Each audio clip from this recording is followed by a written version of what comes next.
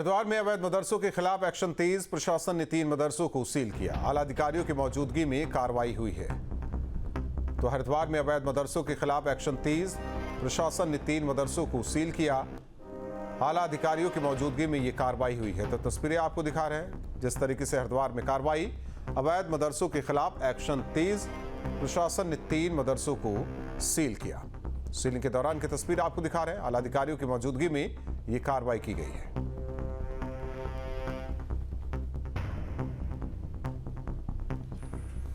राष्ट्रपति द्रौपदी मुर्मू 3 दिवसीय उत्तराखंड दौरे पर हैं, जहां आज उन्होंने दौरे के दूसरे दिन राष्ट्रपति तपोवन और राष्ट्रपति निकेतन के उद्घाटन समारोह में हिस्सा लिया। महामहिम द्रौपदी मुर्मू ने राष्ट्रपति निकेतन में राष्ट्रपति उद्यान की आधारशिला रखी। इस मौके पर राज्यपाल lieutenant general Gurmeet Singh, CM Pushkar Singh Dhami, मुख्य सचिव, डीजीपी समेत अन्य अधिकारी मौजूद रहे। 21 जून को योग दिवस पर राष्ट्रपति मुर्मू योग कार्यक्रम में हिस्सा लेंगे। महामहिम राष्ट्रपति द्रौपदी मुर्मू के आज 3 कार्यक्रम थे और सुबह सबसे पहले वो NIVH यानी राष्ट्रीय दृष्टिबाधित विकलांग संस्थान, जो एक बहुत पुराना संस्थान है यहाँ, उसमें विकलांग बच्चों के स्पेशल चाइल्ड के बीच गई और वहाँ पर वो एक बच्ची का गाना सुनते हुए थोड़ी भावुक भी हो गई और उन्होंने बहुत इमोशनली अटैचमेंट अपना बच्चों के साथ किया, बच्चों से बातचीत की और उसके बाद उन्होंने राष्ट्रपति आवास परिसर में ही तपोवन नाम से बनाए गए एक पार्क को जनता को समर्पित किया और उसके बाद 4:30 बजे राजभवन में उन्होंने नैनीताल राजभवन को लेकर के एक डाक टिकट भी जारी किया है। कल महामहिम राष्ट्रपति द्रौपदी मुर्मू सुबह 7:30 बजे देहरादून पुलिस लाइन में होने वाले अंतर्राष्ट्रीय योग महोत्सव में बतौर मुख्य अतिथि प्रतिभाग करेंगी और इसी के साथ ही वो वहाँ पर जितने भी लोग मौजूद होंगे उनको एड्रेस भी करेगी और उसके बाद वो दिल्ली के लिए रवाना हो जाएगी। जोली ग्रांट एयरपोर्ट से दिल्ली प्रस्थान का उनका समय तकरीबन 12:15 बजे का है। राष्ट्रपति उत्तराखंड के 3 दिवसीय दौरे पर हैं। राष्ट्रपति द्रौपदी मुर्मू का 67वां जन्मदिन है। दिव्यांग बच्चों ने उन्हें अनूठे अंदाज में जन्मदिन की बधाई दी। बच्चों ने बार बार ये दिन आए गीत गाया। ये गीत सुनकर राष्ट्रपति द्रौपदी मुर्मू भावुक हो गई। उनकी आंखों से आंसू निकलने लगे। पीछे खड़े सिक्योरिटी कर्मी ने राष्ट्रपति को रुमाल दिया। करीब 1 मिनट राष्ट्रपति रोती रही। रुमाल से अपने आंसू पोंछती वो नजर आई, जिसका वीडियो सामने आया है। इस मौके पर राष्ट्रपति ने कहा, हम जिस तरह दिव्यांग बच्चों के लिए काम कर रहे हैं उसकी शानदार उदाहरण हमें देहरादून में देखने को मिलता है। मैं अपने जन्मदिन के मौके पर यहाँ आकर बहुत खुश हूँ।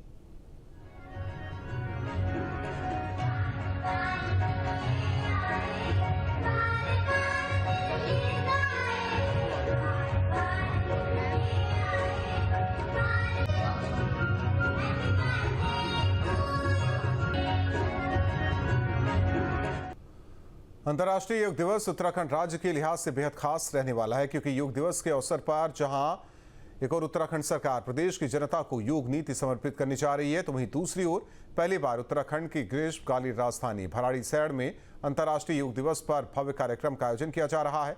इस आयोजन की खास बात ये रहने वाली है कि इसमें 8 देशों के राजदूत भी शामिल हो रहे हैं, जो मुख्यमंत्री पुष्कर सिंह धामी के साथ योग करेंगे।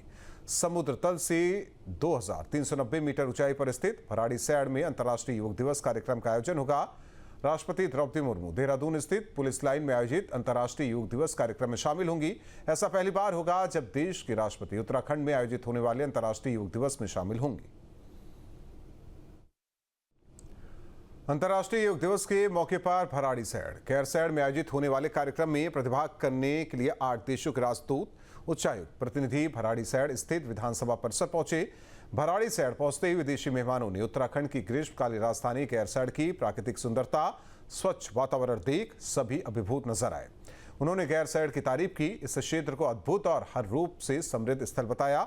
8 देशों के राजदूत के स्वागत में उत्तराखंड की समृद्ध लोक संस्कृति की झलक प्रस्तुत की गई।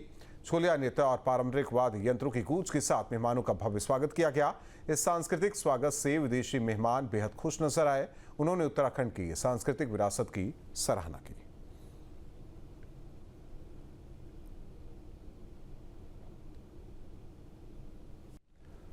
उत्तराखंड के कांग्रेस प्रदेश अध्यक्ष करण माहारा ने यूसीसी पर सवाल उठाए। उन्होंने कहा, बीजेपी नेता और पूर्व विधायक सुरेश राठौर ने प्रेस कॉन्फ्रेंस कर दूसरी शादी की घोषणा की है।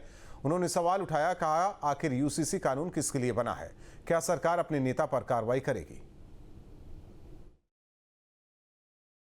उत्तराखंड में भारतीय जनता पार्टी की धामी सरकार ने यूनिफॉर्म सिविल कोड लागू किया और इसको एक बड़े सुधार के तौर पर पेश भी किया गया। सरकार भले ही ठीक प्रयास कर रही हो, लेकिन उन्हीं की पार्टी के पूर्व विधायक और बड़े नेता उसका उल्लंघन कर रहे हैं। हमारे साथ बातचीत करने के लिए प्रदेश कांग्रेस अध्यक्ष हैं, उनकी प्रतिक्रिया लेते हैं कर्ण महाराज जी की। महाराज जी, यूसीसी लागू हुआ और भारतीय जनता पार्टी के एक पूर्व विधायक और अनुसूचित जाति मोर्चा के प्रदेश अध्यक्ष भी रहे हैं पार्टी के, उन्होंने दो शादी कर ली और प्रेस कॉन्फ्रेंस करके जानकारी दे रहे हैं। तो यूसीसी और ये जो सब चीज़ें चल रही हैं, तो इसको आप किस तरह से देख रहे हैं? देखिए, बीजेपी की यूसीसी में पहले मैं कहता था दम नहीं है और ये केवल माइनॉरिटी के लोगों को टारगेट करके रखा गया। संवैधानिक इसका कोई अस्तित्व नहीं है। और यूसीसी का जो भाग 3 था उसमें विवाह विच्छेद के कई नियम बनाए हैं। उसमें ये भी था कि कोई व्यक्ति चाहे किसी भी धर्म का है वो केवल एक विवाह करेगा, बहु विवाह प्रथा को समाप्त किया। और ये भी कहा कि अगर कोई बहु विवाह करता है तो उसका स्वयं संज्ञान जो है रजिस्ट्रार ले सकता है। ये भी कहा कि कोई किसी को ज़बरदस्ती अपने साथ रखने के लिए बाध्य नहीं कर सकता। तो बहुत सारी चीज़ इसमें कमियाँ थी, हम लगातार इसके लिए लड़ रहे थे। लेकिन सुरेश राठौर ने, जो ज्वालापुर से जो विधायक रहे हैं, बीजेपी के वरिष्ठ नेता भी, उन्होंने तो प्रेस करके बाकायदा अपनी दूसरी शादी का घोषणा कर दी है। और अब हम देख रहे हैं कि मुख्यमंत्री या रजिस्ट्रार साहब कब स्वयं संज्ञान लेते हैं। और यूसीसी की हवा वैसे उन्होंने निकाल के रख दी, मैं ये भी कहना चाहता हूँ। और जैसा कि अमूमन देखा जाता है कि सुधार जो है स्वयं से होना चाहिए। अब बीजेपी के ही लोगों ने जब तोड़ करनी शुरू कर दी, वो भी नेताओं ने, तो फिर नीचे वालों का फिर क्या होना है, क्या फ़र्क पड़ना है किसी को भी। महाराज जी, आपको क्या लगता है कि इस तरह की एक साइलेंट ड्राइव चलनी चाहिए कि पॉलिटिक्स में किन किन लोगों ने दो शादियां की हुई हैं? निश्चित ही ये सबको पता होने का अधिकार है, क्योंकि जो पॉलिटिकल व्यक्ति होता है, या पॉलिटिकल तो नहीं कहूँगा, जो पदों में आ गया, जो किसी क्षेत्र का प्रतिनिधित्व कर देता है, तो उसके बारे में जानने का अधिकार उसको वोट देने वाले को होना चाहिए।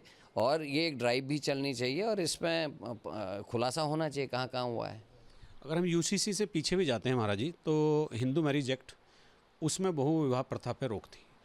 और इसके जो इंडियन पिनल कोड था हमारा, जो अब भारतीय न्याय संहिता बन गई है, उसमें भी बहु विवाह पे रोक थी। तो चलो यूसीसी अभी आया है, एक तर्क ये दिया जा रहा है कि यूसीसी लागू नहीं हुआ था, उससे पहले की शादियाँ हैं, तो ये कैसा तर्क है? देखिए, बेवकूफ़ी भरा तर्क है।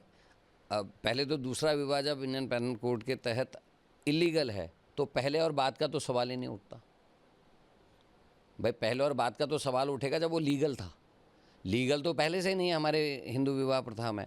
उसके बाद अब यूसीसी लागू हुआ है, स्वयं संज्ञान लेने के बाद मुख्यमंत्री ने कही उसमें कानून में भी है। तो फिर क्या हो रहा है, कहाँ एक्शन ले रहे हैं, क्या ले रहे हैं, कितना दम धामी में है, धाकड़ धामी में? अब ये आने वाले समय में देखने वाली बात होगी, वो क्या इसमें एक्शन लेते हैं। बातचीत करने के लिए बहुत धन्यवाद। तो मेरे साथ कर्ण महाराज जी थे, उन्होंने बहुत स्पष्ट तौर पर कहा है कि सुरेश राठौर ने जो किया है, अपनी ही सरकार के कानून की अवहेलना की है। और ऐसी ड्राइव चलनी चाहिए, लोगों को पता चलना चाहिए, जो बड़े ओहदों पर आकर लोग बैठ रहे हैं, चाहे वो ब्यूरोक्रेसी में हो, चाहे वो पॉलिटिक्स में हो, दो विवाह किसने किए हुए हैं। अपने सहयोगी कैमरामैन सोनी कुमार के साथ न्यूज स्टेट के लिए देहरादून से अजीत सिंह राठी। जहाँ भक्ति है हर शब्द में, कथाओं में छिपे हैं दिव्य रहस्य और ज्योतिष देता है जीवन को दिशा। धर्म से जुड़ी हर बातों को जानने के लिए हमारे चैनल स्तुति को सब्सक्राइब करें। चैनल पर जाने के लिए इस लिंक पर क्लिक करें।